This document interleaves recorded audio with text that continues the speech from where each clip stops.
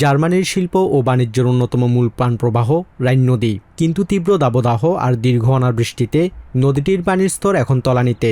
German navigation কর্তৃপক্ষের তথ্য অনুযায়ী কাউপ পয়েন্টের কাছে পানির গভীরতা আশঙ্কাজনকভাবে কমে দাঁড়িয়েছে প্রায় 1.43 মিটারে, যেখানে বড় কার্গো জাহাজের জন্য অন্তত 2.80 থেকে 3.5 মিটার পানির গভীরতা প্রয়োজন।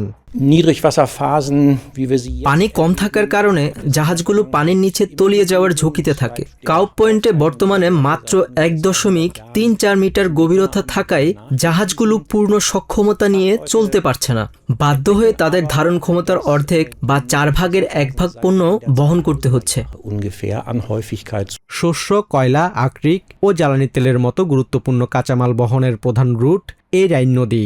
বিশেষজ্ঞদের মতে অনাবৃষ্টির পাশাপাশি আল্পসের বরফ গলে নদীতে পানির প্রবাহ কমে যাওয়াই এই সংকটের প্রধান কারণ। আর এই পানি শূন্যতার কারণে সমপরিমাণ পণ্য পরিবহনে এখন আগের চেয়ে 4 গুণ বেশি জাহাজ ব্যবহার করতে হচ্ছে। দাবদাহের পাশাপাশি গ্রীষ্মের শুরুতে নদীর স্বাভাবিক প্রবাহ বজায় রাখার জন্য যে বরফ গলার পানি প্রয়োজন হতো, সাম্প্রতিক বছরগুলোতে তা কমে গেছে। ফলে পূর্ণ পরিবহন সক্ষমতা এখন আর পাওয়া যাচ্ছে না। একই পরিমাণ পণ্য সরাতে অতিরিক্ত জাহাজ লাগায় পরিবহন ব্যবস্থা আরও ব্যয়বহুল হয়ে পড়েছে। কম গভীরতায় চলতে সক্ষম বিশেষ কিছু জাহাজ থাকলেও জার্মানিতে তা অপর্যাপ্ত।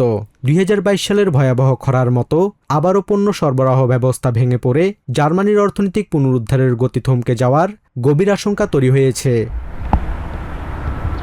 Basudebnath, TVN24 news desk.